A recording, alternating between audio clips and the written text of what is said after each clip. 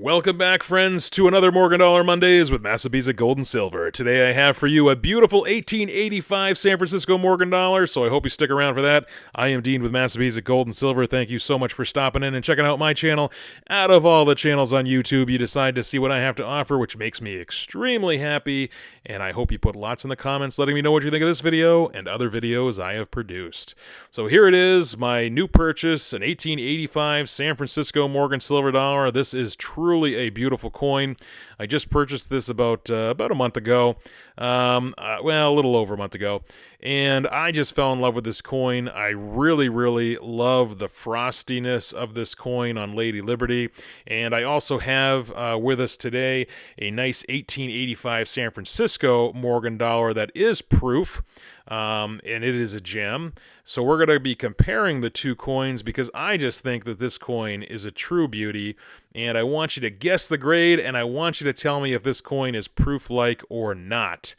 I will say Bowers writes in his book how many of the 1885 San Franciscos are softly struck in the center, but when we compare it here to this beautiful 1880 San Francisco, I just don't see a softness on this 85 San Francisco. So that's something that's really important to look for when you are hunting for an 1885 San Francisco.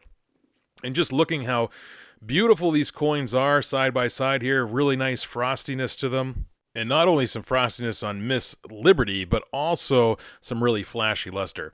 Now, we got to look here at the breast feathers here on the eagle, because as Wayne Miller writes, many of these pieces are fully struck on the obverse, but they do show no trace of breast feathers on the reverse. But I think we're safe here.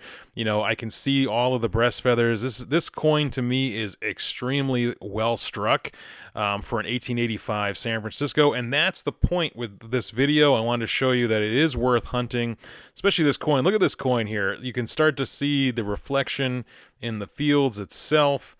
And just the frostiness on Miss Liberty is just really exquisite. And just comparing these two, like, look at the fields here. Just really nice. Now, obviously, the 1880 San Francisco is a gem coin, and it is proof-like. But this coin here, when I saw it, I just really wanted to purchase this. But let's take a closer look at the surfaces here. So again, just reiterating what Bowers and Wayne Miller wrote, you know, these can be extremely soft right there in the center of the coin, which, you know, that's why you need to really search for these, because that flatness in the center is definitely in contrast to those earlier San Francisco dates, which were all well struck. So those 80, you got your 78S, 79, 80, 81, 82 S's, all of those really had great strikes. You can see here there are a lot of bag marks, which, as Wayne Miller writes, that typical 1885 San Francisco always has, or usually has, good luster, but a lot of the specimens of this date are usually heavily bag marked. And I really think that that might be the example here, but I really fell in love with the fields on this coin. To me, they just look really beautiful. The frostiness, too, on the devices, that is the Eagle and Miss Liberty, I thought was really nice. And again, just looking at the breast feathers here, we can see all the detail there, so we can tell that this is not a weakly struck coin. We even have a little dye polish here in the fields, which is nice. And it's just a really great coin for that kind of medium scarce category of Morgan silver dollars. And what do I mean by that? Well, there's going to be a little bit of a premium on the 1885S, especially once you get into the mint state grades. You know, you're starting, when you get into that mint state 63, mint state 64, there will be a higher premium on a coin like that. And of course, the gem grade, the mint state 65, they are very rare. Or I shouldn't say very rare, but they are rare enough that there will be quite the price on that coin. I didn't talk about mintage. Mintage on the 1885S is 1,497,000, which isn't a whole bunch, but it is a, you can find the 85S. Let's put it that way. You absolutely can. But it goes back to Bowers and Miller's point. Look at the center of the coin. Make sure it's not flat.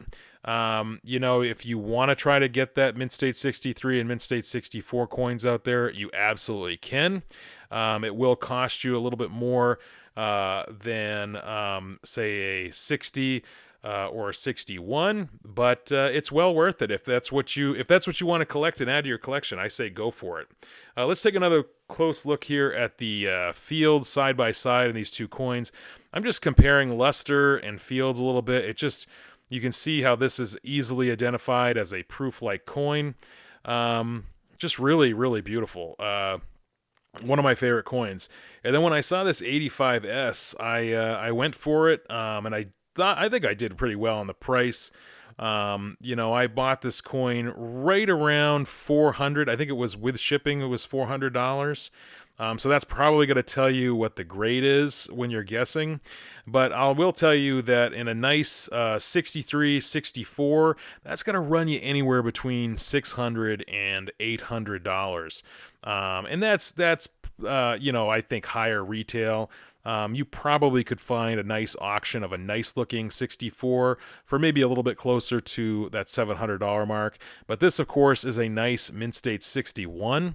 I think it looks better than that in some ways, but as I look at it, you can start to see that there are just probably one too many hits on this coin that bring it down into that 61 category. You can see, especially on her cheek here, and there's some other marks as well. But again, if it was like this coin, a nice gem, you're talking about a $1,500 to $2,000 coin. If you can find an 85S in a mint state 65, that's really where it is. Looking at the Fields, though, obviously this is not a proof-like coin from what we see on the label, but I think it's got that semi-proof-like look to it. Obviously, remember from other videos I've done, they do not note if a coin is semi-proof-like. And I just think that this coin really is got some of that semi-proof-like attributes there, which is really kind of cool for me, at least. And I just love the frostiness on both the eagles here, on both these coins. They're just both beautiful coins, but especially the 85S. I'm glad I was able to purchase it for my collection here at Massabesic Gold and Silver, and I'm glad I can share it with you today because it's just so beautiful. And as you know, I've been trying to collect more of the San Francisco mints. Obviously, I won't be able to do that all in mint state, but I'm going to try to get some nice quality coins, and I think that this one is a great quality coin.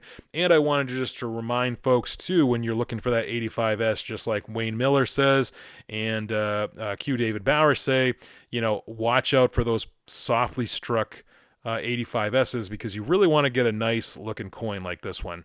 But just going back and forth, I'm sorry, I can't stop looking at the frostiness on both these coins and just how beautiful the luster is. It's just really exquisite.